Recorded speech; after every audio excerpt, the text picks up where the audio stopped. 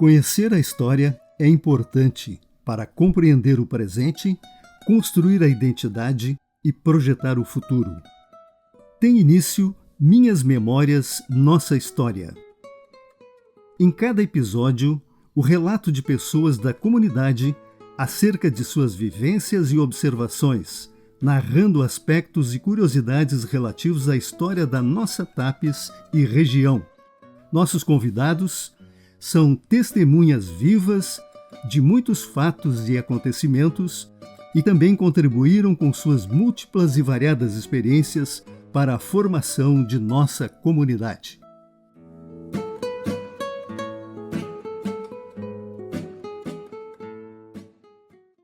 Saudamos a todos que nos acompanham. Tem início mais uma edição de Minhas Memórias, Nossa História. Nosso objetivo: registrar o relato de pessoas da comunidade acerca de suas vivências e observações, narrando aspectos e curiosidades relativos à história da nossa Tapes e região, da qual todos nós fazemos parte. É a nossa convidada de hoje, a professora Neiva Regina Garcês Cardoso. Muito obrigado por aceitar o nosso convite. E quem é a professora Neiva? Da onde veio a professora Neiva? Nasceu em Tapes? Sim. Eu fico muito agradecida pelo convite, né? Muito honrada com essa lembrança de vocês.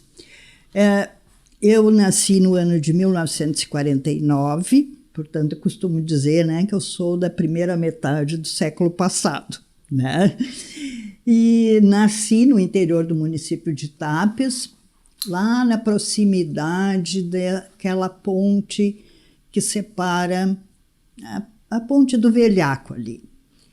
E então, nos meus primeiros anos de vida, minha família morava ali, meu pai, minha mãe, eu, minha irmã.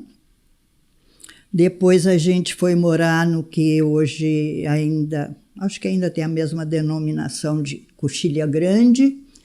Depois da Coxilha Grande, a gente foi morar no Passo da Venda. Do Passo da Venda, nós fomos para o Potreiro Grande. E do Potreiro Grande, a gente veio para Tapes. Aí, finalmente, cidade. Na década de 60, a gente veio para Tapes. Aconteceram várias migrações, então, no interior do município. Sempre no município de Tapes. Sempre no município de Tapes. Em função do trabalho do meu pai, que era agricultor. Certo. O nome do papai e da mamãe? Antônio Firmino Garcês e a mãe Cecília Imael Garcês. Irmãos? Só uma irmã? Só uma irmã, Vera Magda. Exatamente. Isso aí. E vindo para Tapes aí, qual foi a primeira experiência aqui em Tapes? Mudou completamente a vida, né? Sim. A gente veio da zona rural. Vocês façam ideia. Luz elétrica não existia, água encanada também não. Água para a gente consumir tinha que buscar num poço, e às vezes não era muito perto, né? Para ir à escola lá na zona rural, a gente tinha que caminhar um longo trajeto, não tinha transporte, não existia nada. A escola no interior teve mais de uma escola nessa? Não, foi uma momentos? só, a Gustavo Wurdel, no Potreiro Grande, que ainda existe essa escola. Até que série frequentou lá? Até a metade do 4º ano primário, que foi no ano de 1960. E a minha primeira professora que me ensinou as primeiras letras foi a dona Herotildes Alencastro, mãe da Leci. E depois a Leci também foi minha professora no 2º ano primário. Depois nós fomos colegas de escola, Leci e eu. Dona Leci, irmã do nosso consagrado músico Lauri Alencastro. Isto, é. Então, em julho de 1960, o pai e a mãe chegaram à conclusão que deveriam se mudar para Tapes para a gente poder estudar, porque lá a escola só ia até o 4º ano primário, algo assim. E aí nós viemos para Tapes, mas naquela época, os pais matriculavam os filhos na escola e chegava no dia que ia começar a aula, chegava lá na frente, largava os filhos, a gente entrava para dentro do pátio não conhecia ninguém, não conhecia professor, não conhecia colega. Era um universo totalmente estranho, né? Então, eu lembro que foi bem marcante aqueles primeiros dias de aula, os primeiros meses. E aí eu tenho um episódio que me lembra muito essa fase, essa mudança da zona rural para a cidade. Era um colégio particular, o colégio de freiras, e as freiras davam aula um período a nossa aula era à tarde. As freiras davam o começo da tarde aula, e depois do recreio, as freiras tinham aquelas alunas que mais se destacavam no turno da manhã, como alunas do curso ginasial, porque era assim, era uma escola que tinha de primeira série, primeiro ano, até a quarta série ginasial, até o que é hoje o final do fundamental. E para a nossa turma, quem dava aula depois do recreio era a professora, nós chamávamos de professora, ela era aluna no turno da manhã, mas a gente tratava ela como professora. A Maria Amália, mãe da nossa Ana Letícia. E a Maria Amália, imagina, né? Era bem jovem, um pouco, né? Tinha já bastante experiência ali com a gurizada e tudo. E um dia ela disse, olha, eu vou fazer um teste de verbos amanhã. E eu gostava muito de verbos, né? Porque não é que eu saiba regras, né? Eu não sei muito, mas muito de ouvido. De ouvido. E aí, então, me preparei. No outro dia, ela aplicou o teste. Então, passado, entregamos as provas. Passou um dia, 2 dias, ela retornou para a aula. E a gurizada toda, professora, vai entregar as notas, quem é que tirou a nota mais alta? Ai, foi eu, não, foi o fulano. Aquela competição, né? Eu e a minha irmã ficamos as duas bem quietas, né? Nem se mexia. A gente era totalmente estranho naquele ambiente. Aí ela disse, olha, quem tirou a nota mais alta foi uma das alunas novas. Eu pensei, ou é a minha irmã ou é eu, mas eu vou ficar quieta, né? Não vou falar nada, porque ninguém falava com a gente, nenhum colega falava com a gente, ninguém, não tinha entrosamento. Aí ela disse, foi a Neiva. Que maravilha, no recreio seguinte, todo mundo era amigo. E as pessoas procuravam conversar. Começou um relacionamento. Aí eu digo assim, o importante na vida não é o tamanho do desafio. Eu acho que é a coragem para permanecer no desafio, né? Vamos ver no que vai dar. Vamos ver o que isso vai dar. Porque eu poderia ter chegado em casa, ter dito para o meu pai, para minha mãe, eu não quero mais voltar para aquela escola. Não tem amigo, ninguém quer conversar comigo. Mas não, né? A verdade é que já existia, né, o atual patrício, que se chamava Grupo Escolar Joaquim de Santa Úrsula, Isto. Né? E a Escola das Freiras, né? E certamente, inclusive até elitizava um pouco, porque o estudo era pago, né? Tinha mensalidades, né? O ginásio, né? Sim, e custava bastante caro, né? Não era uma escola que fosse, digamos assim, barata, né? Porque é uma escola privada, tinha custos com professores e tinha visão realmente de escola privada. E eu não sei por que meu pai e minha mãe resolveram me botar na escola privada, né? Eu acho que certo por influência dos amigos, dos conhecidos que já tinham filhos estudando ali, né? A Escola das Freiras, o ginásio Nossa Senhora do Carmo, vamos dar nome, né? Era, sem dúvida nenhuma, era o melhor canal aqui, na opinião da grande maioria, né? Lá que eu fui conhecer cinema, porque elas tinham máquina de projeção de filmes no auditório, né? 16 milímetros, né? Tinha auditório, tinha piano, né? Teatros, a gente encenava. Fazia teatro, né? Fazia teatro. Então, são coisas maravilhosas que a escola oferecia, né? Claro, era aquela educação, né? Uma educação lá do ano de 1960, com as suas limitações. Fazíamos também trabalhos manuais, o que era interessante, né? Pelo menos eu gostava muito, né? Tinha um enfoque em desenho, né? Música, se tinha música. Tinha equipamento para educação física, que nunca, e depois eu encontrei em escola pública, nenhum equipamento semelhante ao que tinha no ginásio Nacional do Carmo. Sim, era possível, né? Diversos tipos de ginásticas. Sim, de esportes, esportes podia. de modo geral. Davam ênfase muito a essa parte dessa formação mais envolvente, né? Foi bem interessante. Aí a gente ficou ali, então... ali nós ficamos o resto do 4º ano primário, 5º ano, o ginásio... Um detalhe para passar para a primeira série do ginásio, tinha que fazer o que correspondia a quase um vestibular, que era a admissão ao ginásio. Tanto que existiu o livro, né, uma publicação que era o que norteava essa preparação. Era praticamente um vestibular, né, como acontece hoje. A admissão ao ginásio. Quem era aluno da escola já não precisava fazer a admissão. Só quem vinha de fora, vinha das outras escolas, né? Os alunos que vinham das outras escolas que faziam. Eu fiz. Não, Colmar, a gente não? Na minha turma não fez. Será que houve alguma mudança no decorrer do tempo? Não sei. Eu acho assim que era uma maneira de... Sabe, se é que eles já eram alunos da escola, né? Significa que já estavam preparados para seguir. Seria passar, enfim, avaliar a qualidade dos que estavam vindo de anterior, fora, né? Exato. Eu acho que era isso. E tu sabe que em 69 eu fui estagiar ali, quando eu terminei o curso normal.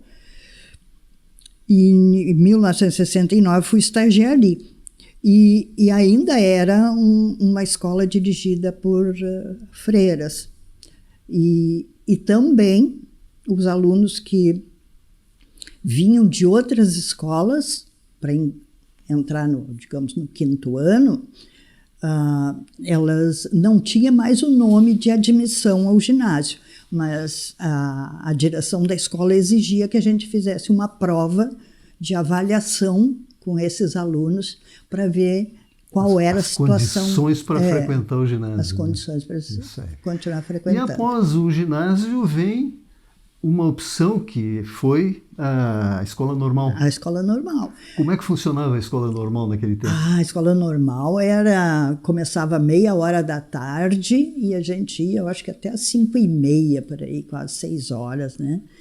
E foi um período muito interessante, muito, muito bom. Porque... Lembra de nomes, de quem eram os A gente diretores? ainda faz encontros a gente faz encontros de formatura do pessoal do ginásio, que foi lá em 1965 que a gente se formou. Sim. Então, nós já fizemos 50 anos, já passamos, acho que já estamos quase fazendo 60 anos. E a gente também faz encontros dos formandos do curso normal, que a gente se formou em 1969, porque a gente estudou 66, 67, 68, foram os 3 anos de curso, e depois meio ano de estágio. Então, a formatura é na metade do ano seguinte. Começa a exercer a profissão de professora logo após a formatura? Já logo após. Eu quero lembrar, assim, porque dizer desse pessoal que a gente ainda se encontra, né? Tu imagina? Nós temos ainda professor que vem nesses encontros. O professor Darcy Sartori, ele vem lá da Grande Porto Alegre, eu não lembro se é Viamão, eu sei que é daquela região ali da Grande Porto Alegre. Ele vem nos nossos encontros. E nos encontros do ginásio vem a professora Isabel, que quando ela trabalhava aqui, ela era conhecida como Irmã Rosa Lima. Tive aulas com ela também. Ela também vem. Então, assim, a gente se encontra, relembra daqueles tempos, né? Eu lembro que a Escola Normal foi uma criação da dona Yara Batista, foi uma pessoa que lutou muito. E o seu Divino Pereira era o prefeito. Então, sabe, ali a construção do prédio e a criação da escola em si foi trabalho dela, claro, com mais outras pessoas, com certeza, e a gente era das primeiras turmas. Então, eu lembro que a gente também vinha na prefeitura fazer pedidos para o prefeito de aterramento do pátio, enfim, aquelas coisas, né? Tinha campanhas com os pais para doarem material para construir o prédio da escola, porque a Escola Normal começou no Patrício. Sim. Né? O Patrício cedeu umas salas e para a Escola Normal, eu acho que uma secretaria, uma sala para direção e uma sala ou duas salas de aula, algo assim. Depois vem aquela ampliação na mesma área do Patrício, né? Aí tinha a Escola Técnica Elementar, que era uma escola estadual, a dona Jussi dava aula, a dona Aromi. Datilografia, professora Datilografia. Bons tempos. Dona Jussi dava aula de artesanato, a Icleia dava aula de corte e costura. E aí depois a escola fechou, e aí aquele prédio... Isso funcionou um tempo num prédio de madeira que era na época em que o Leonel Brizola era o governador, e chamavam de Brizoleta, inclusive. Era uma construção de madeira que hoje não existe mais nada lá. Eu não saberia te dizer se aquela escola técnica tinha essa denominação de Brizoleta. Eu sei que era Brizoleta aquela que tinha no Balneário Rebelo. Nunes Rebelo, que é a escola... ela vem desse que agora é tempo, de material. Né, que era uma construção rápida, né, que supria necessidades de ampliação das escolas. E aí, então, depois foi construído o prédio da escola normal, Dr. José Loureiro da Silva, né? E aí deslanchou, né? E depois, mais tarde, houve a unificação com o Patrício. Aí está, então, uma narrativa, né, de toda essa sequência, né, da professora, de formação e tal. Eu terminei o meu estágio e em agosto, aí eu me formei em julho, em agosto eu fui trabalhar no Vicente Luiz Ferreira, em Sentinela. Fui dar aula. Na época que estavam construindo esse acesso aqui da... Sim, a RS, né? Esse acesso para a BR-116. Aquela construção de estrada demorou um tempo, né? Então, na época do inverno, chovia, o ônibus atolava, a gente não sabia que hora ia chegar lá, nem de lá para cá que hora ia chegar em casa. Tapes passou por um problema muito sério, né, de estradas, tanto é que nos primórdios era muito comum as pessoas irem de barco para Porto Alegre porque as estradas não davam condições. Sim. Né? Muitas vezes ônibus mesmo. O ônibus saía pela Camélia, Raia Pires, ou até mesmo pelo lado sul, pela Coxilha Grande, sítio dos Ferreiras. Né? Isso foi uma realidade que até complicou bastante, né, o progresso de Tapes. Né? Naquela época, aí eu estava dando aula lá em 69, até 1970, princípio de 70, e a estrada ainda estava em construção. Então, quando chovia, a gente... Era um suplício, porque a gente não sabia, às vezes a gente saía de Sentinela às 5 da tarde, chegava em Tapes às 9 da noite. Porque ou o ônibus atolava, ou tinha que vir lá pela Camélia, contornando, né, para poder... Assim as coisas aconteciam, né? Naquela época, o motorista era o Cabinho, era o motorista do ônibus, né? E o cobrador era o Lulu, me lembro. A gente viaja todos os dias, né? Sim. Fica conhecendo, as pessoas fazem parte do cotidiano da gente. Bom, falamos de profissão, falamos de algumas dificuldades dessa profissão. E o que se fazia em Tapes aí na, né, juventude?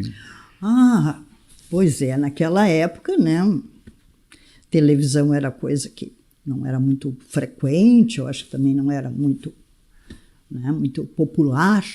O que a gente fazia Poucos muito... aparelhos existiam no município, né? Logo surgiu a televisão. Né?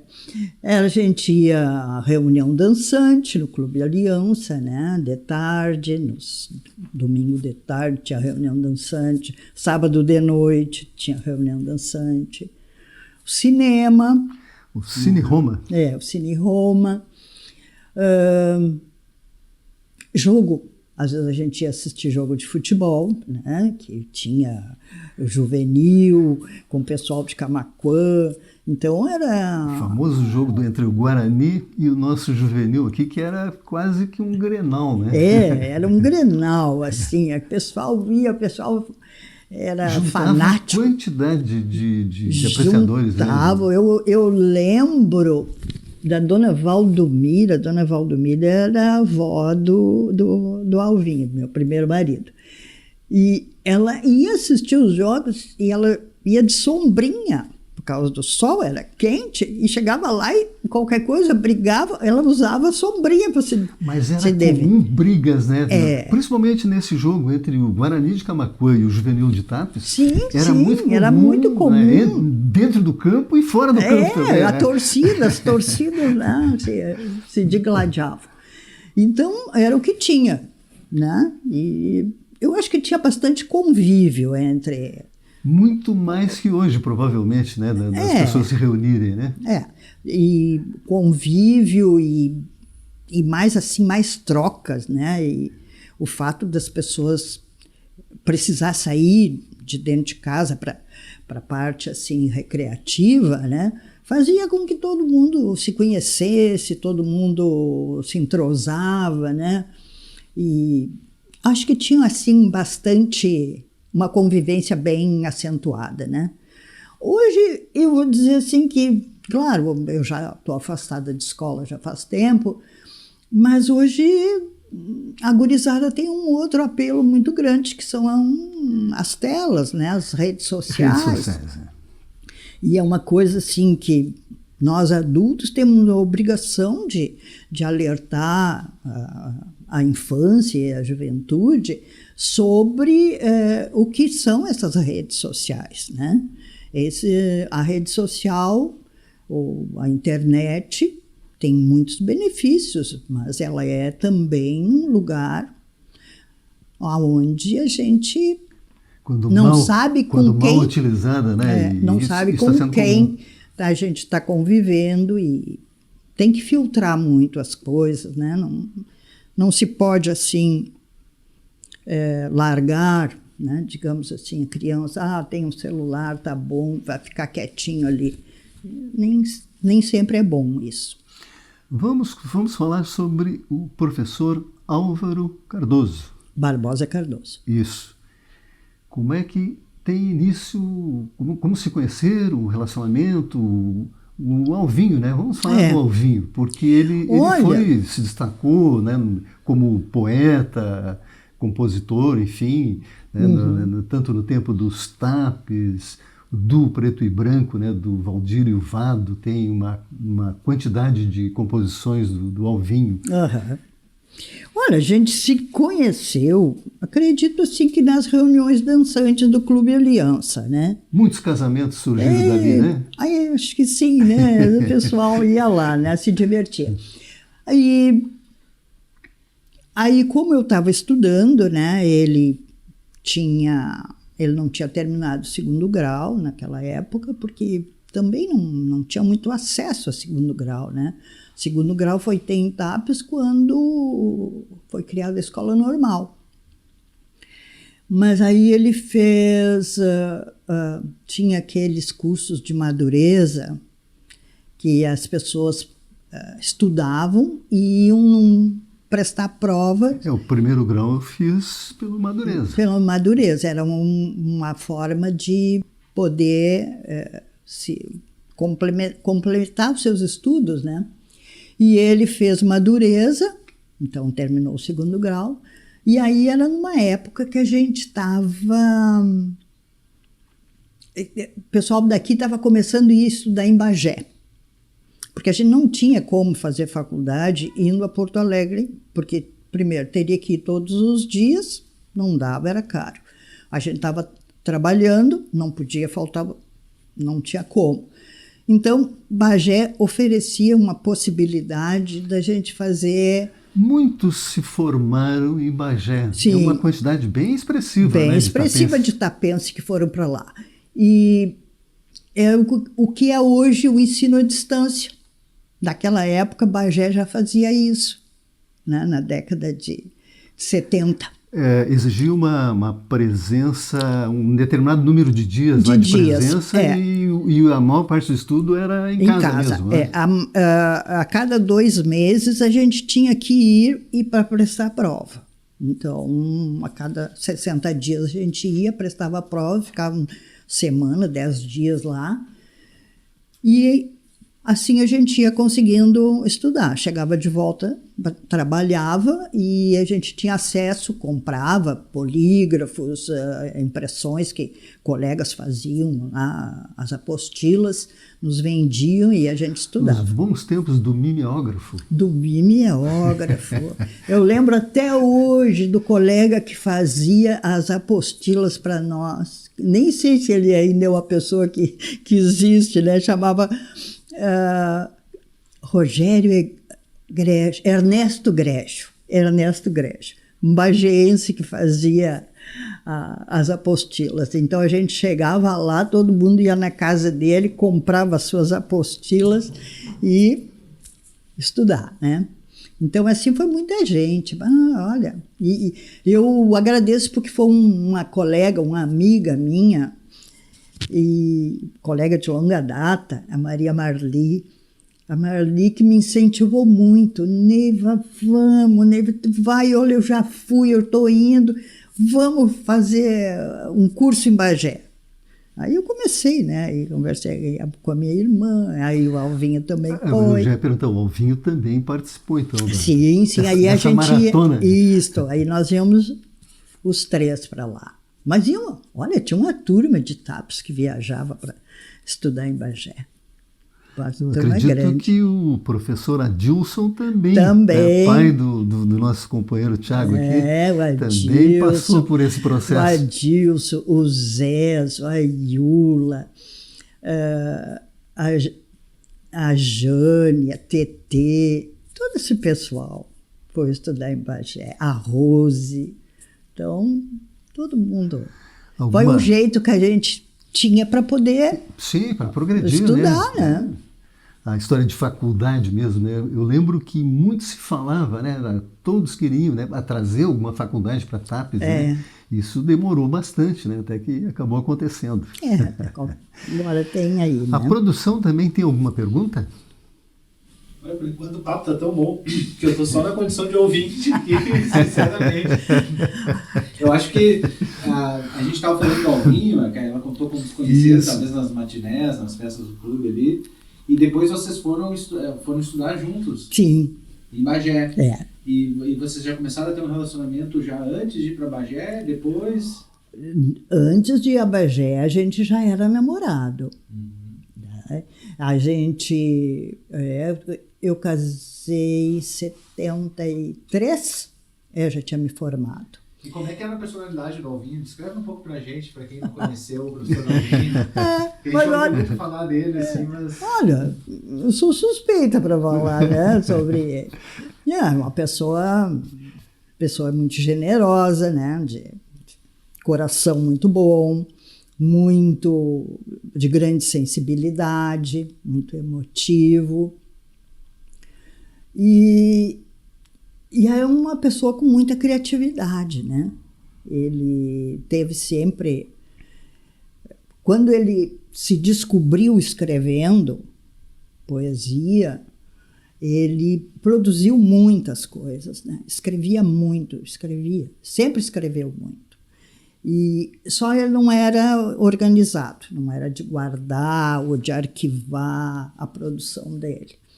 Então, aonde ele ia escrevendo, ia qualquer capa de caderno, ia virando, ia escrevendo.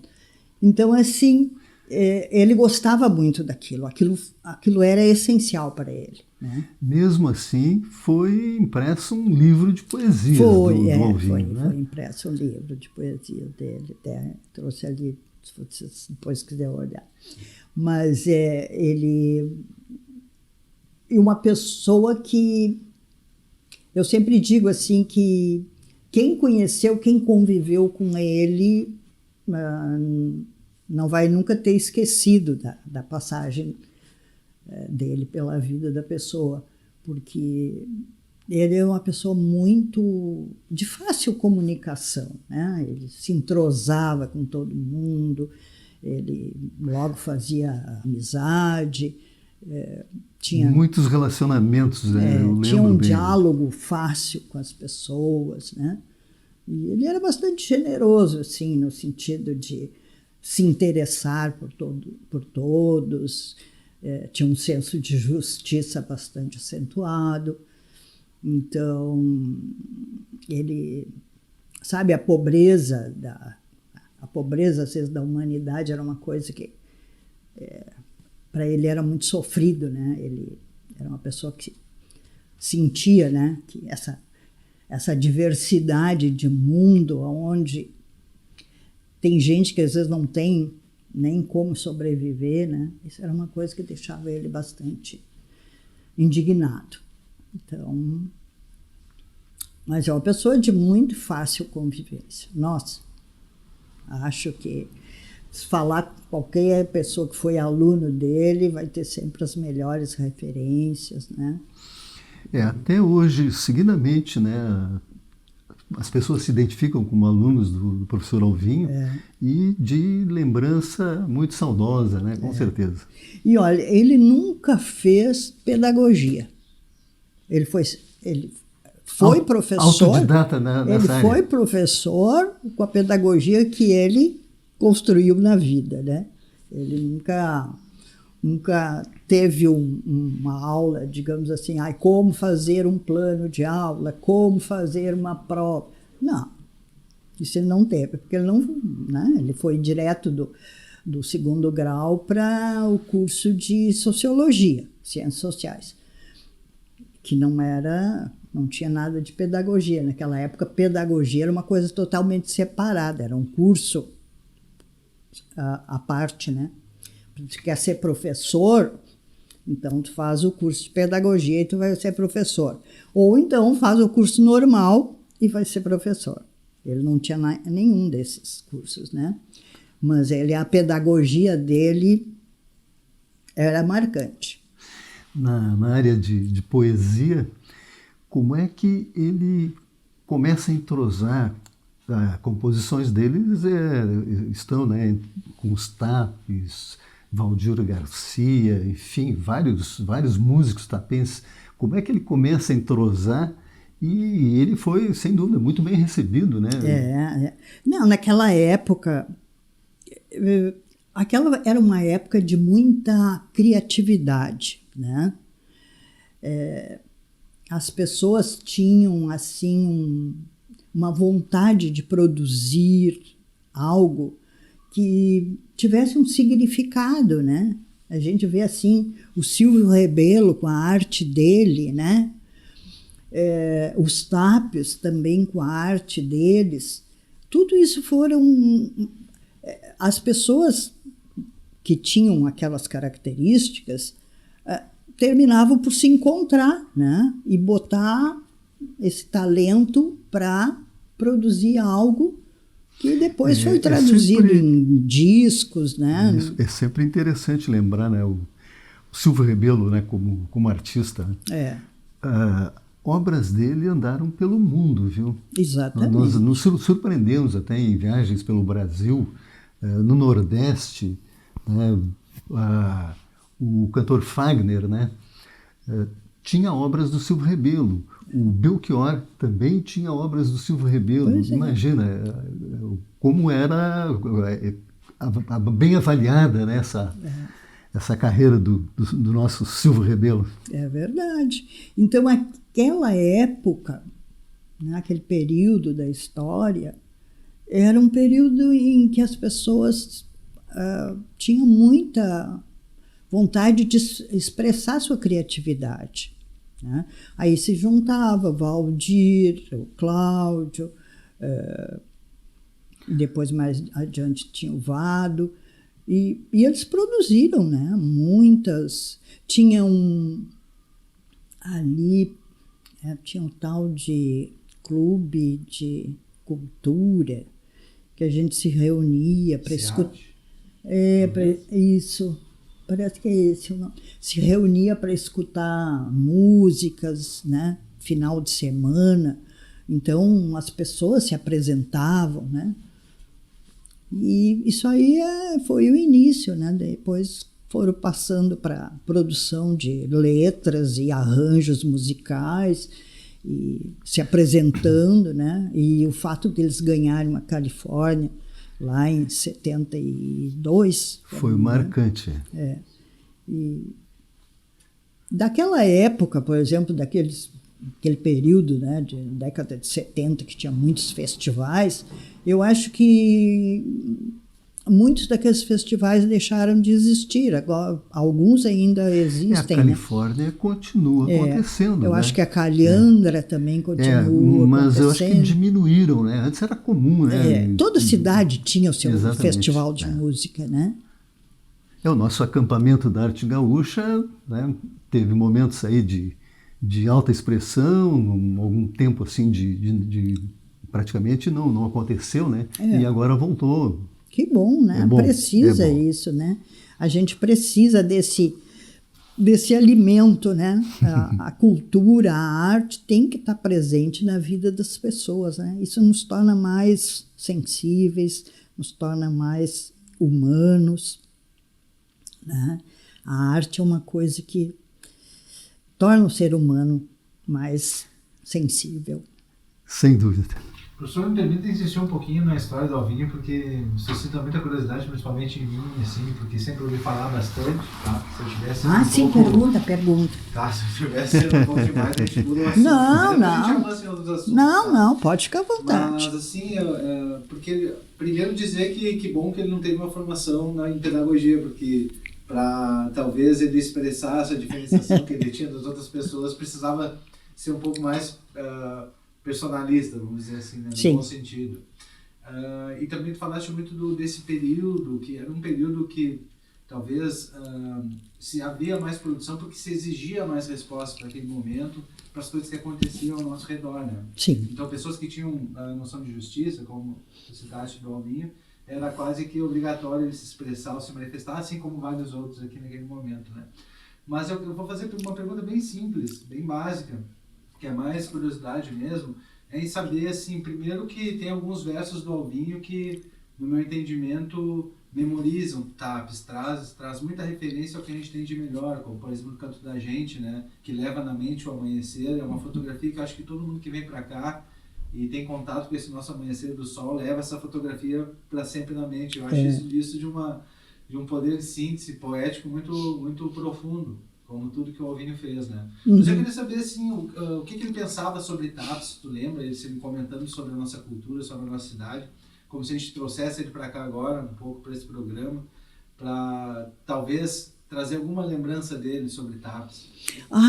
Ele gostava, claro, daqui, né? Ele tinha, assim, uma identidade, nunca saiu daqui, e nunca pensou em sair daqui. Ele sempre achava que aqui era a terra dele e tinha essa vontade, né, de ver TAPs oportunizando mais coisas, principalmente para a juventude, né? Então, o que ele fazia era conversar, principalmente com os alunos dele, e passando essas ideias de o que era preciso. Ele enfatizava muito para o pessoal sobre a importância de estudar. Como para ele, o estudar foi uma coisa que veio mais tarde, e ele via que como abria horizontes, conhecimento, Então, ele insistia com isso, porque de vez em quando a gente encontra alunos que lembram, que ele dizia, mas vocês não estão estudando agora, vocês vão ver depois vai fazer falta e vocês vão dizer por que não estudaram, né? Então, ele gostava muito e era muito ligado a Tapios. Era bem assim, forte a ligação dele com a cidade. Com relação a essa inspiração aqui que a nossa natureza proporciona, com certeza o Alvinho também, e eu sei disso, o Alvinho, ele navegou na lagoa junto com o próprio Silvio Rebelo, que sempre foi velejador e quase sempre teve barco, e isso aí deve ter sido uma fonte de inspiração muito grande, né? E eu lembro, assim, falando da lagoa, de uma manifestação que ele ajudou a promover com relação aqui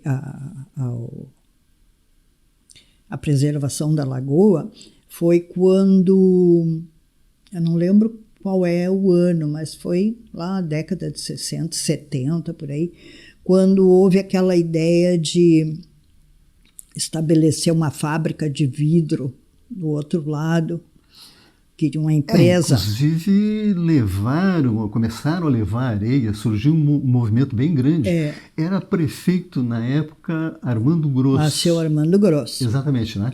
Então mobilizou muito a comunidade, né? E isso foi interrompido. Ele já era professor, então ele mobilizou muito os alunos daquela época para se manifestar. Tinha passeata, tinha manifestação na beira da lagoa. Já se pensava em turismo, né? Então é aquela história, né?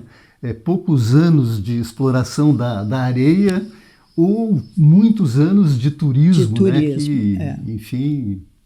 Mas eu vou te dizer uma coisa, Tiago, a inspiração dele era uma coisa que... ele traduzia logo na poesia, ele não era de comentar muito, eu vou fazer uma poesia, eu vou escrever sobre tal coisa. Não, era uma coisa que vinha naturalmente. E a ligação com a cidade ele sempre manteve, ele sempre gostou muito de Tapios, sempre se viu filho de Tapios, né? Porque às vezes a gente tem aquela ideia, né? Numa cidade, não gosto. Se eu pudesse, eu iria embora, eu iria para outro... Não, ele nunca teve isso. Ele sempre teve uma identidade muito grande com a cidade. Até porque ele também era uma pessoa muito ligada à família. Então, a ideia dele era permanecer sempre, porque a família era daqui. Então, era muito ligado nisso. Então, é o seguinte... vamos falar um pouquinho mais da professora Neiva. Os filhos. A filha. Eu tenho uma filha, Lisiane, e um neto, o Pedro. E a Lisiane mora em São Paulo, né? Foi para lá por uma experiência de trabalho, né? E gostou e já está há 15 anos lá. E agora só vem me visitar. De vez em quando ela vem me visitar. Também vai visitar em São Paulo? Sim, eu vou frequentemente. Frequentemente eu vou, porque eu tenho que aproveitar essa época que eu ainda tenho, né, condição física de poder viajar, né? Tá certo. Então, como para ela é mais difícil, porque o Pedro está na escola, não pode faltar a aula, então eu vou porque para mim é mais fácil, eu não tenho mais o compromisso com o trabalho. Lazer nesse momento? Olha, lazer. Eu até quero aproveitar para fazer um convite já aqui, público. A gente tem um grupo de leitura, que a gente se reúne às quartas-feiras, das 2 às 4 da tarde, para ler um livro que a gente escolhe em conjunto, e aí a gente compra o livro. Quem quer comprar, quem não quer comprar, só assiste, não tem problema. E a gente se reúne para ler esse livro e discutir. E tem sido muito interessante, porque a gente tem lido... Esse grupo já tem o quê? Acho que uns 5 anos existindo. Muitos integrantes? Não, a gente nós temos poucos integrantes, a gente está convidando mais gente para entrar no nosso grupo, né?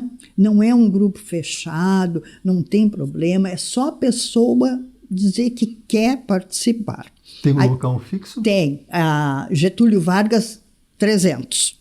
Então, as pessoas que quiserem, né, participar dessa leitura, é um prazer, a gente gostaria que tivesse mais pessoas participando. No momento, nós estamos lendo Crime e Castigo, né, lendo e conversando sobre. Porque uma coisa é a gente ler sozinha, né? Ler sozinha e fica com aquela ideia para si. Outra coisa é a gente ler no grupo e discutir. E alguém coloca uma questão, outra pessoa coloca outra questão, né? Alguém entende de uma maneira, o outro entende de outra maneira. E sabe, ali a gente se enriquece. Então, assim, quem gosta de ler e quiser participar, estamos convidando para esse grupo. Em aberto o convite. Está aberto para a população, a pessoa que quiserem ler. E a gente está muito satisfeito agora porque estamos vendo que a Casa de Cultura também parece que já está com as obras concluídas, já não sei. Em fase final, né, praticamente e pronta. E aí nós vamos voltar a ter biblioteca. Né, que eu digo, na Idade Média a gente tinha já biblioteca, como é que agora a gente não vai ter biblioteca? Aí alguém diz para mim, não, Neiva, mas livro não. Gente, livro sim. Livro sim. Continua com o livro é bom, o livro tem aquele toque, né? A gente lê, a gente pode anotar alguma coisa, a gente comenta com fulano, vou te emprestar esse livro porque eu li, gostei, é muito bom. A Casa da Cultura pode ser um ambiente para esses encontros, né? Pode ser. De repente, a gente, nesse endereço que nós estamos, a gente pode mudar para a Casa da Cultura, não tem problema. Né? E não precisa também ser professora para participar do grupo de leitura. Nós temos pessoas das mais diversas profissões que participam. Abertura total. A gente é aberto. Isso aí. Alguma pergunta aí da produção? Sim. Professora, tem uma pergunta que eu tenho feito a todos os convidados, ela se tornou recorrente, mas ela tem bastante a ver com o nosso projeto aqui, com a nossa ideia. Ela é um pouco difícil, talvez, de responder, mas acho que na conversa vai. Aí tinha uma coisa difícil. Será que eu vou saber responder? Sim, foi bem fácil até, mas vamos ver.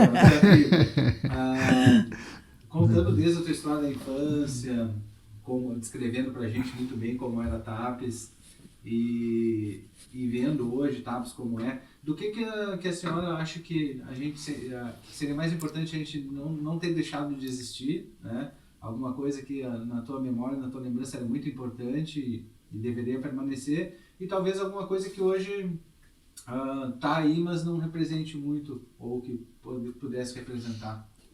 Olha, uma coisa que deixou de existir e que eu acho que era uma coisa bem importante é o cinema. Né? Cinema eu considero assim uma arte realmente importante, né? Outra coisa também é a questão assim da convivência mais das pessoas, né? Acho que hoje em dia a ideia que eu faço, não sei, pode ser, talvez esteja equivocada, é que as pessoas são mais mais no seu reduto, no seu grupo ali, né?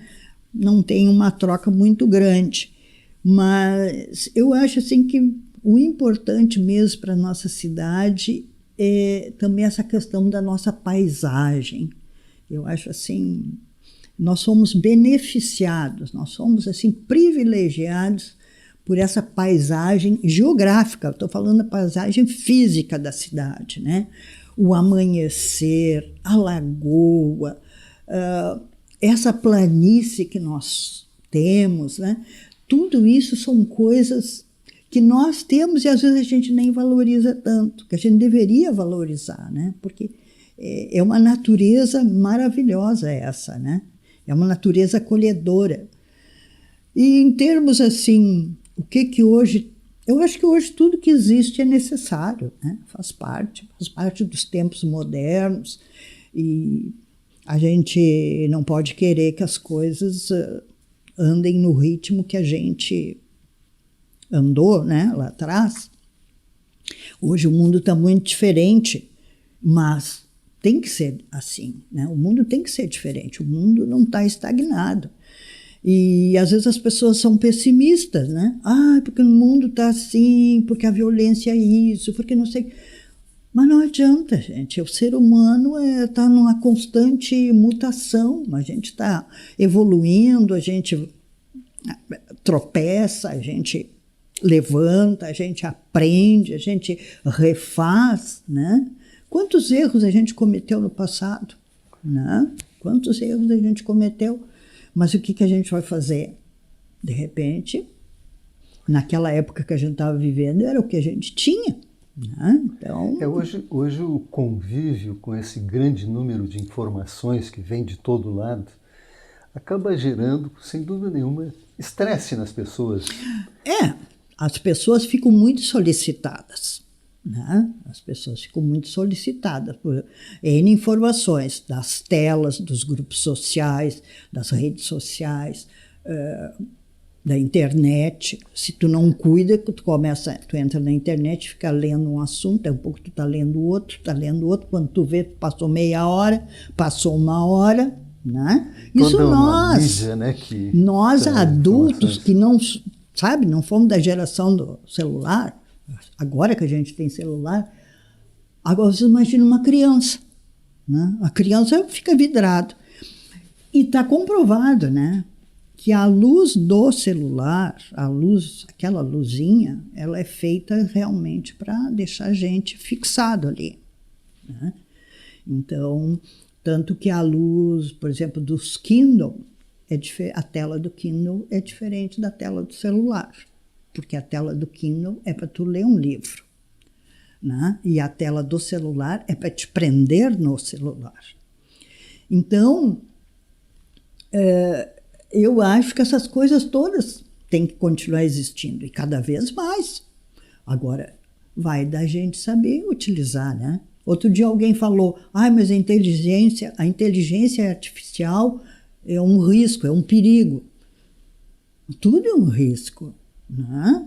Quando descobriram a bomba atômica, ela também foi um risco. Mas olha o que a radiografia, o raio-x, a energia atômica faz de benefício para a saúde, por exemplo. Todos os sistemas de raio-x e tudo isso. Inclusive a geração de energia, né? Então, assim, as coisas existem, depende de como a gente vai usar. Se vamos usar para produzir benefício para todos, ou se nós vamos usar com uma intenção de produzir algo que não seja bom. Aí depende de como é que a gente vai usar. Esse apego que começa com a televisão, que hoje está no celular, isso muda inclusive o aspecto físico dos jovens. Eu lembro que na nossa infância e juventude, a gente se exercitava mais, né? Até socialmente, enfim, tudo era mais difícil, mais distante e envolvia exercícios físicos, né? Sim. E hoje vejo uma juventude muito parada, né? Em função, principalmente do celular. E talvez aí é que esteja, né? Como tudo novo, quando começa uma coisa nova, vai a um extremo, né? E, de repente, oscila até um momento de equilíbrio. Então, acho assim que vai chegar, agora já está tendo, aí o pessoal da saúde já está dizendo os malefícios que as telas causam. As próprias escolas, né, já estão proibindo. Já tem uma lei federal que proíbe o uso do celular, né?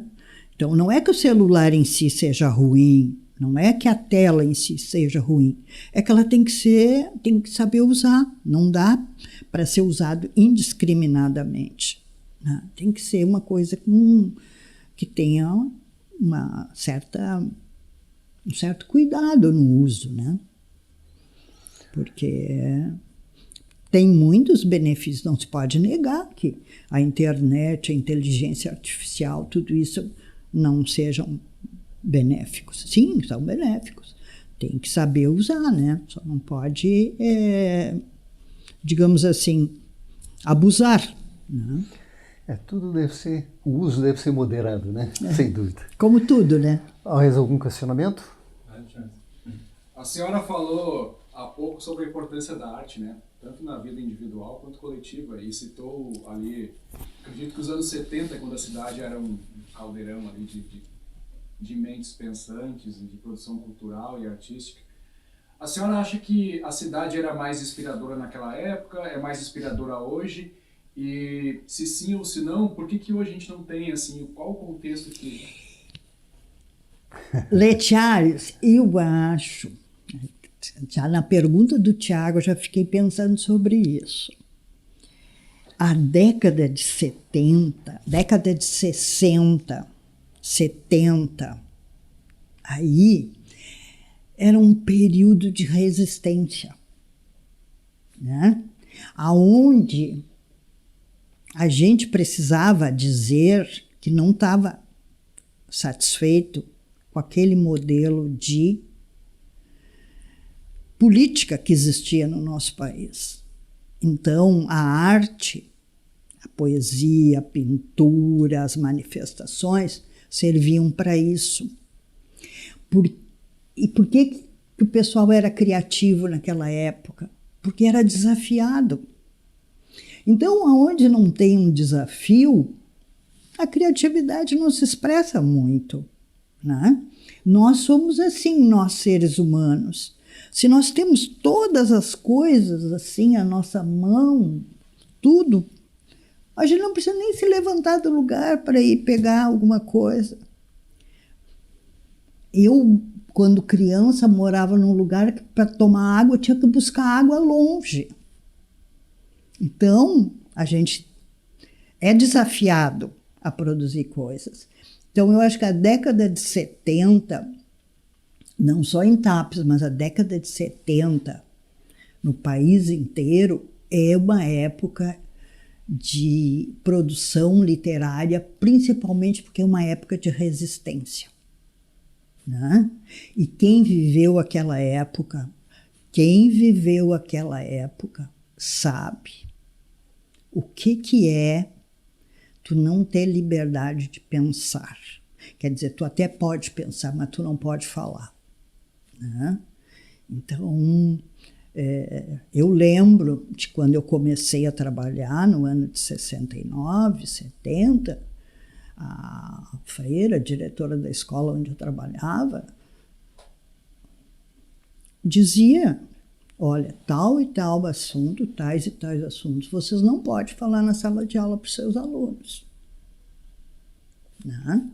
Então, vocês vejam, hoje, alguém imagina que alguém que não possa falar uma coisa? Está aí a internet, onde tem tudo quanto é manifestação, né? Às vezes até umas manifestações ficam um pouco faltando educação, né? Que as pessoas botam lá palavras, se xingam lá nas redes sociais. Mas a gente viveu naquela época de muita opressão. E a opressão, claro, gerava uma contestação. As pessoas queriam dizer que não estavam contentes com aquilo. Então, por isso saiu grandes festivais, né? Grandes músicas naquela década que a gente tem hoje, né?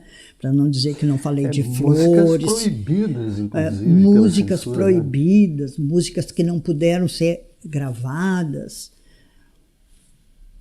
Então, eu tenho isso. Eu acho que o desafio faz a gente ser criativo.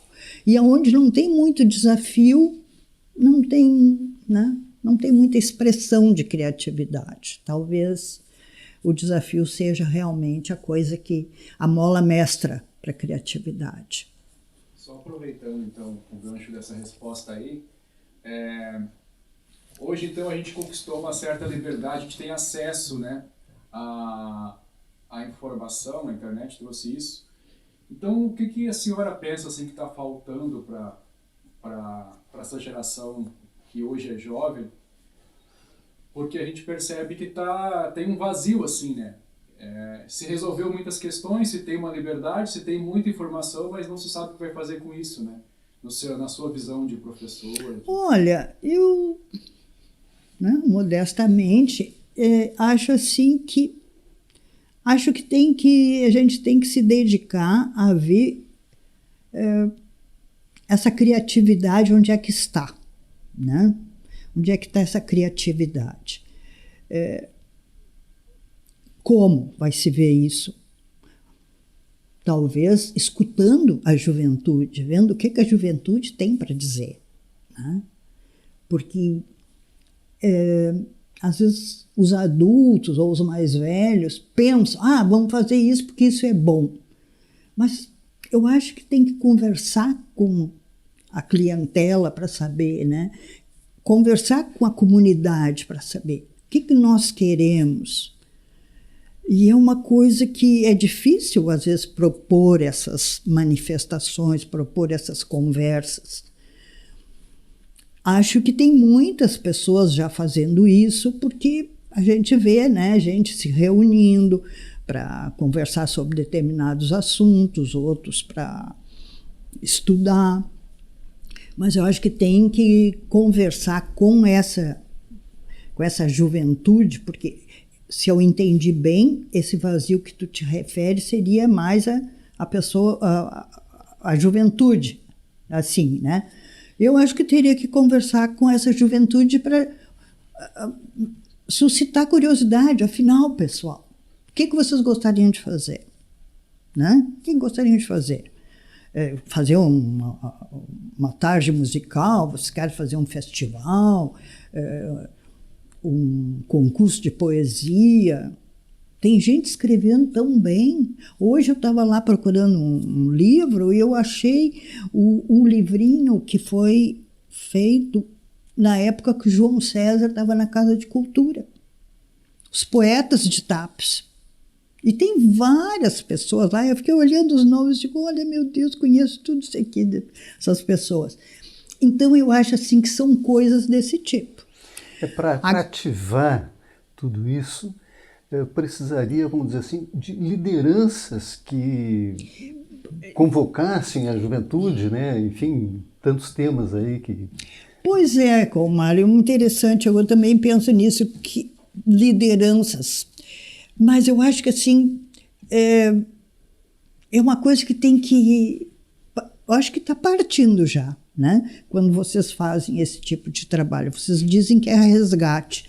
Né? Tudo bem, né? Que se refere ao passado, em épocas distantes, mas é uma maneira, porque também outros grupos poderão seguir como modelo o que vocês fazem e fazer outro tipo de manifestação.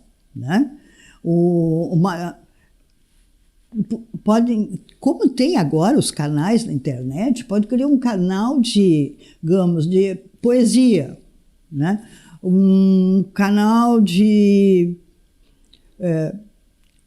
contos, histórias, críticas, assim, textos, né, curtos, não ofensivos, mas acho que N coisas. E também tem o pessoal que, eu sei que tem páginas, tem redes, aliás, tem canais no YouTube, não com essa ideia do influencer, né? Que isso é uma coisa que não é muito, não sei, eu não domino esse campo aí.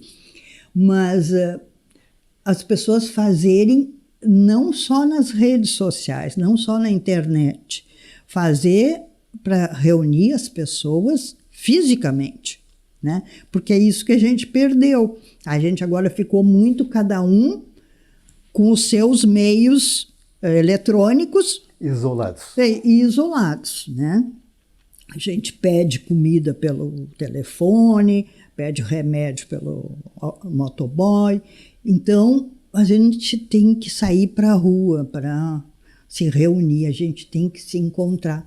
E é por isso que eu digo que esse nosso grupo da leitura é uma coisa interessante, porque A gente podia muito bem, cada um na sua casa, online, fazer a leitura e o comentário. Não, nós fazemos questão de nos reunir fisicamente, nos encontrarmos, conversar, tomar um chazinho e ler o livro. Com certeza o aproveitamento é muito melhor, né? Mais cabeças pensantes reunidas. Né? E a gente entende que aquilo tem um significado muito grande para cada um de nós que está lá, né? Porque a gente também faz uma troca, né? de opiniões, enfim, né? Da nossa participação, cada uma tem uma visão diferente às vezes, né? Mas eu acho que a gente precisa fazer isso, precisa mobilizar as pessoas para se encontrarem. Uma coisa que eu vejo é que o pessoal vai ali para a Praça Nova, né? A praça ali na beira da na lagoa. beira da lagoa, tem um nome da praça. André Alves. Tá. E vai ali, o pessoal senta, toma chimarrão, e ficam olhando a lagoa, conversando. E uma coisa assim que talvez não tenha a ver com cultura, mas é uma coisa que eu tenho defendido assim atualmente, e insisto em falar isso, é que a nossa cidade é tão boa para andar de bicicleta e não fazem uma eu já não vou dizer uma ciclovia, porque a ciclovia é algo definitivo. Tu faz e ela fica permanente.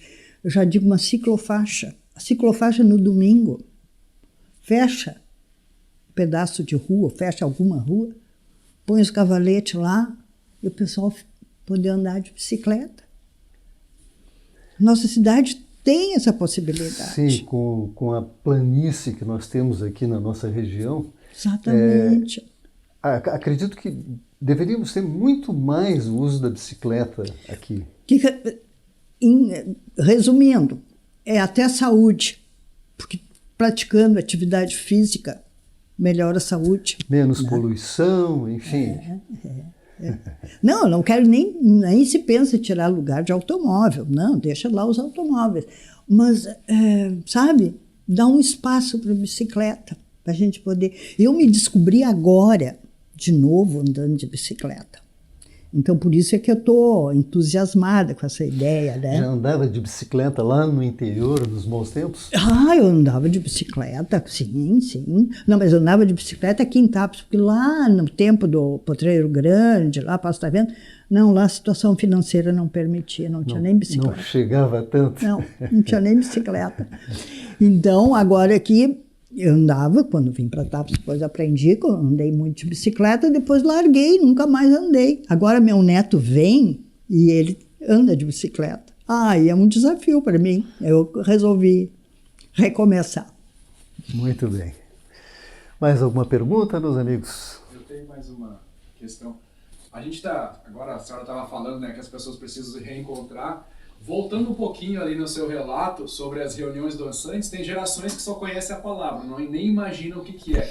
Se alguém mais novo fosse pintar um quadro de uma reunião dançante, assim, como é que a senhora descreveria, assim, desde do momento de sair de casa, o que era uma reunião dançante? Olha, a reunião dançante era um evento. Era um evento. A gente se produzia para ir à reunião dançante, né? Se produzia. Porque era a coisa de mais destaque que a gente tinha acesso. Então, a gente combinava. Sempre tinha reunião dançante no sábado de noite, que era na parte de baixo ali do Aliança. Sim, na boate. Boate senzala. Boate senzala, imagina. E tinha no domingo de tarde. Então, era assim, a gente se combinava, juntava. Primeiro, sempre se ia em turma, né? Uma passava na casa da outra, se reuniam lá, a gente se produzia. Não tinha chapinha para alisar o cabelo, a gente tinha que dar o jeito que dava. E a gente ia para a reunião dançante. Chegava lá, sentava, né? Tinha um serviço de copa, bebida, assim, refrigerante, coisa. Uma música eletrônica, né? Música de disco. E os rapazes também iam, E aí os rapazes convidavam, né, a moça para dançar. Aí dançava ali. E aí começava as conversas, coisa e tal, né? E aí aquilo ia das 3 horas, 2 horas, até 5 horas, 6 horas, por aí. Qual que era a faixa etária do pessoal? Aí já era de 15 anos para cima. Em geral, as meninas era aí depois dos 15, 16 anos que começava a reunião dançante. Os meninos aí, eu acho que também com essa idade, Também, né? mais ou menos isso. E essa reunião dançante era algo muito frequente e era quase uma coisa obrigatória a gente ir à reunião dançante, porque era onde a gente tinha a oportunidade de começar um possível namoro, né? Era nesses momentos, porque fora disso... Tinha todo um romantismo envolvido, né? Fora disso não tinha onde a gente, por exemplo, se encontrar assim com possíveis pretendentes, né? Em escola, mas aí em escola era um ambiente mais formal, né? Então, Reuniões dançantes aconteciam também no interior, muitas vezes em casas particulares, né? Nem sempre tinha salões à disposição, né? E isso era frequente. Eu lembro que aqui até cheguei a acompanhar, né? Nós conversamos há poucos dias com o Beltrán, né? Do famoso conjunto Os Beltrãs, né? Eles animavam domingueiras, né? Que chamavam, né? E isso era muito frequente. Praticamente todo fim de semana tinha em algum lugar na E uma roda. coisa bem interessante, todo mundo aprendia a dançar. Né? Na nossa geração, no nosso tempo, todo mundo aprendia a dançar, a gente aprendia a dançar em casa. Os mais velhos ensinavam as crianças, os adolescentes. Os próprios pais, né, que também participavam dessas reuniões muitas vezes. Né? E eu lembro que minha mãe e meu pai iam a algum baile, assim, que existia lá fora, que era uma raridade. Aí eles tinham que levar a gente, porque a gente era criança. As crianças não tinha com quem junto. deixar. Tinha que levar as crianças o baile, né? Então... Imaginem a cena de crianças dormindo embaixo da mesa lá no salão de baile. Não, tinha um quarto onde botava as crianças para dormir, né? Isso já era um progresso. Já era um progresso. Mas era assim, então a gente aprendia a dançar. Era uma coisa que todo jovem, adolescente, bem ou mal, né? Bem ou mal aprendia a dançar. Já começava aprendendo em casa.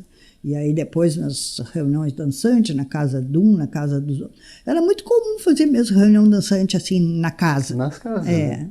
Nos aniversários, né? Tinha festinha de aniversário e aí arredava o sofá, reunião dançante. No início até era comum, né? Alguém que tocava acordeon, né? A gaita gaúcha aqui era presença quase que obrigatória, entre outros instrumentos, né? O violão, mas também mais tarde o som, né? de toca-discos, isso tudo foi usado. É verdade. Mas é exatamente isso aí. Eu acho assim que esse período de década de 70, 80, por aí, é um período da criatividade exatamente pelas condições de repressão que se vivia. Né? E não precisava sair de TAPS para se divertir, por exemplo? Não, nunca. O máximo que a gente fazia quando ia nos bailes do shopping no interior. O Sertão Santana era quase que obrigatório, né? Ou o jovens, Cerro né? Grande também, né? Cerro Grande. Mas acredito que mais no Sertão até. O baile do shopping do Sertão era um grande evento. Diversão era mesmo aqui em Tapes, né? Eu acho que cada grupo, assim, cada local, descobria uma maneira de se divertir. O salão paroquial da Igreja Católica também foi um local de bailes, de reuniões dançantes, né? O pavilhão da Escola Patrício também teve muita... Aí não era nem promovido pela escola, era particulares. Sim, iniciativas particulares. Iniciativas particulares que faziam bailes no no pavilhão. Festas de São João, né? Era comum, inclusive com a participação de alunos, né? Sim. As festas religiosas também eram motivos onde sempre tinha nos festejos, as festas da Igreja Católica. Com frequência, né? Até bandas, né? Como a tradicional banda do Sertão Santana, né? Era em festas religiosas, né? Nossa Senhora do Carmo, Nossa Senhora dos Navegantes, era comum que viessem, né? Banda Taifik. Tinha a banda Rab e a banda Taifik. Rab e Taifik. É verdade. Muitos bailes de chopp, sim. A gente dançou animado por essas bandas, né? Pelas bandas e pelo chopp. Pelas bandas e pelo chopp. Gente... Tem mais uma pergunta. Vamos lá. Aproveitar, professora. Acho que Pode perguntar. Então vamos Pode perguntar, pessoal. A década de 70, a gente sabe, a senhora comentou um pouco que não se consumia muito televisão, não assistia muito, mas a gente sabe que na década de 70 ali tiveram novelas que influenciaram a juventude, inclusive na forma de se vestir, era a época da lambreta também. Isso em Tapes chegou a ter influência cultural, assim, Débora? Olha, teve, claro, teve, por exemplo, o twist. Meu Deus. O Márcio lembra o que é o twist? Dançar o twist. Né? É uma dança que a gente aprendeu porque a gente via na televisão, via nas novelas, né? Tem aquela novela Dancing Days, que mostra as discotecas, né? Claro que não chegava com aquele glamour, chegava com uma certa simplicidade, mas as novelas influenciaram, sim, a vestimenta da gente, a moda, né? Isso o muda cabelo, um pouco os costumes, né? Enfim, os cabelos da gente, né? Moda de cabelo, de roupa, o calçado e as músicas também, né? O que se dançava, dançar twist era uma obrigação. Começa um momento em que as músicas que vêm de fora, né, a música norte-americana, inglesa, né, Beatles, por exemplo, começam a influenciar o que nós não tínhamos em tempos passados, né? Não tinha, não. A gente só tinha uma produção local, uma coisa que fosse bem do conhecimento da gente, né?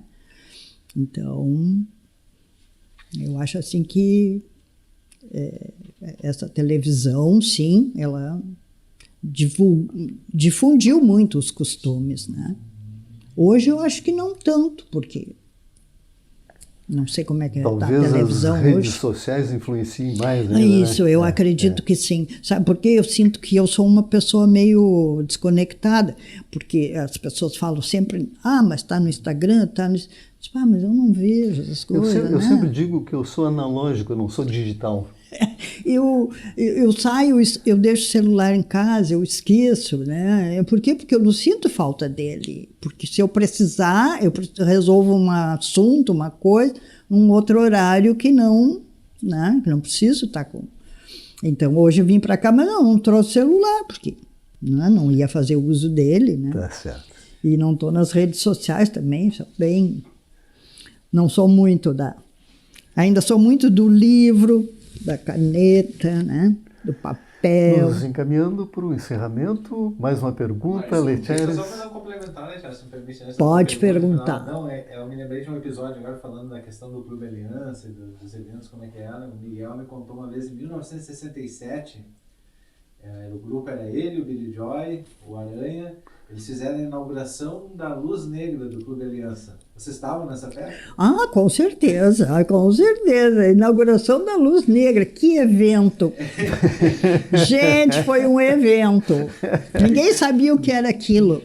Sabe? Ele conta que a banda tinha um repertório pequeno de umas 10 músicas, só que eles não podiam descer do palco. Então eles tinham que ficar repetindo aquelas 10 músicas infinitamente. A gente nem percebia que era repetição, sabe? É verdade, a Luz Negra. Foram os progressos, né, em todas as áreas. Ali naquela questão da influência da TV, né, com a pergunta ali, A gente sabe que a juventude sempre está procurando seguir as tendências, né? Hoje em dia continua assim, como o Comar falou através das redes sociais, a senhora também falou. Na questão de se vestir como a moda da época, o comércio de Tapes, ele era sintonizado, ele trazia as tendências, ou tinha que sair daqui para comprar roupa? Não, ele trazia as tendências. Pelo menos o que a gente procurava, a gente encontrava aqui, né? A gente encontrava. Então, sabe que o comércio é sempre uma coisa muito antenada. Assim que algo está em evidência, o comércio se prepara né? para aquilo, né? Então, a gente encontrava o que a gente precisava. Realmente, essa ideia de sair de Tapes para comprar coisa, na nossa juventude não era uma necessidade, não.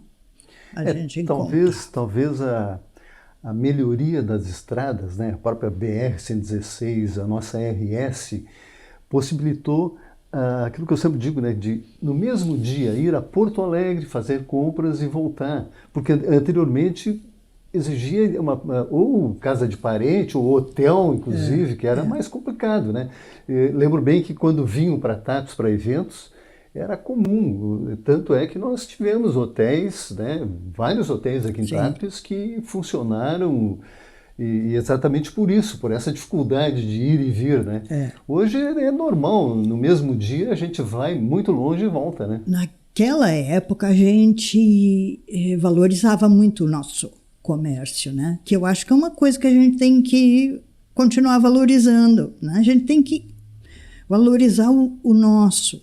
Né? Embora a oferta seja muito grande, né, da internet, mas né? A gente, né, é uma maneira da gente incentivar o nosso comércio, né, o crescimento do local. Nosso local, né?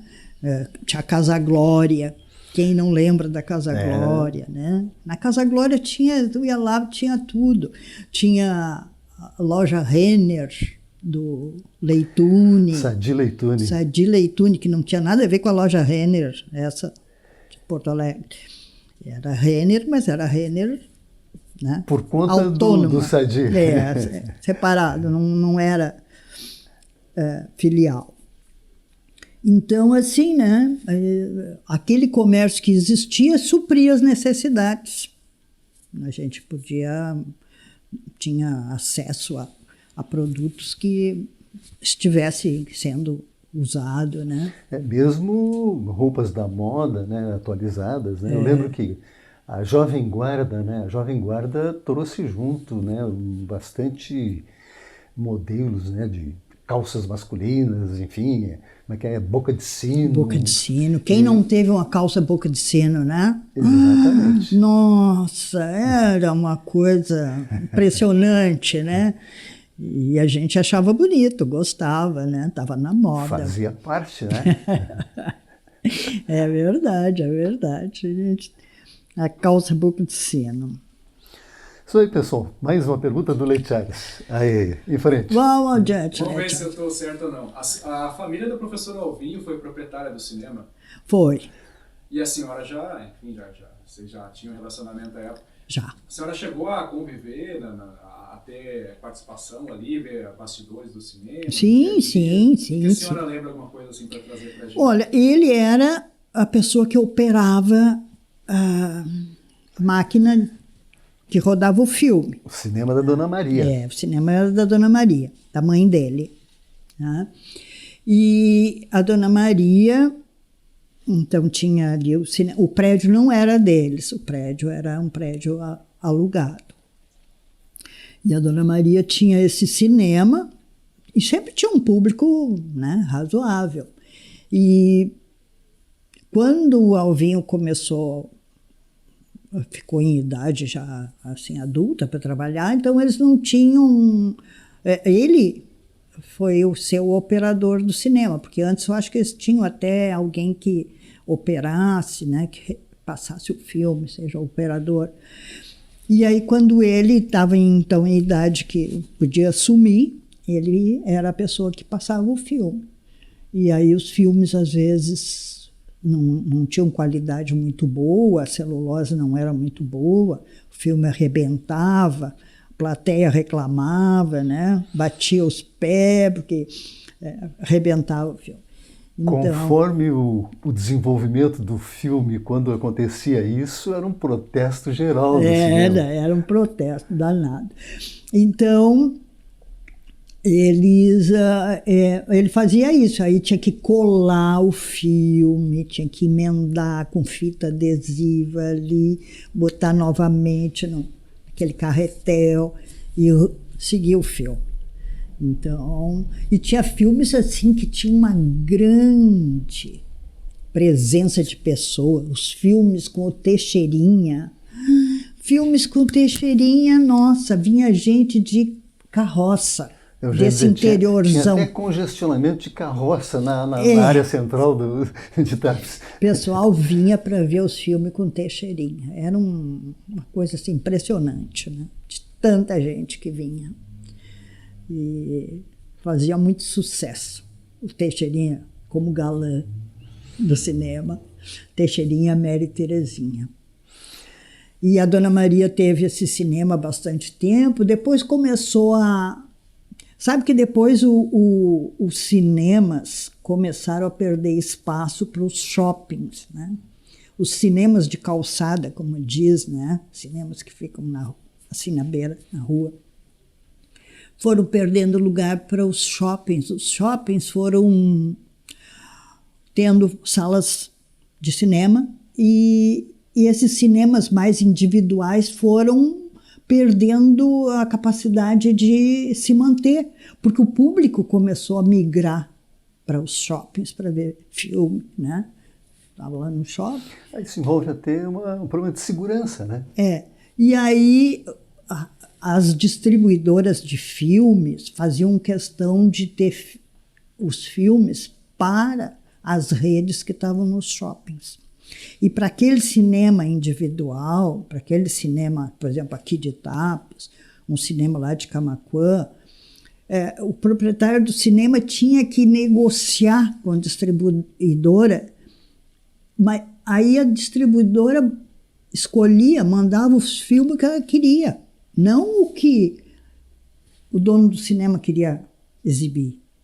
Então, eu estava exibindo um sucesso nas redes de cinema, nos shoppings, e no cinema da cidade ia passar um filme que ninguém queria ver. Aí o pessoal começa a deixar de ir, né? Isso aconteceu. Camaquã tinha cinema, acho que Camaquã teve mais do que um cinema. Acho que devia ter umas 2 salas de cinema. Tapes tinha cinema, tudo tinha cinema. E, de repente, esse pessoal aí perdeu espaço. Professor Licomar, em que momento o cinema ele também passou a ter outras atividades culturais, como programas da rádio, apresentações musicais, teatrais? Sim, o palco do Cine Roma, formaturas das escolas aconteciam lá, aconteciam apresentações, né, como... Eu lembro de orquestras, né, famosas, inclusive, que transitavam por aí, que muitas vezes animavam na sequência baile no Clube Aliança, se apresentavam num determinado horário no palco do Cine Roma. E, enfim, tantas atividades, né? O próprio Villarzi, né, descreveu aquela situação, né, de praticamente festivais, né, trova, né, do gauchesca, por aí afora, né? Eu acho que até tinha programas com nome de noites, alguma coisa assim, que era finais de semana ou sempre no domingo. O pessoal ia para ver esses shows, que era música, e depois tinha um período de trova, né? Isso era mais um momento de entrosamento social, né? Porque era o que as pessoas tinham que inventar atividades para se divertir, né? Porque nem sempre tinham, então... o que era, por tudo, era uma situação muito local, né? Reunia, enfim, a população da região, né? O pessoal ia descobrir, faziam coisas, né? Para se divertir, e muitos talentos, né? Que existiam, se mostravam, se apresentavam, né? E alguns até seguiram carreira artística, outros, né? Era só aquele momento ali da...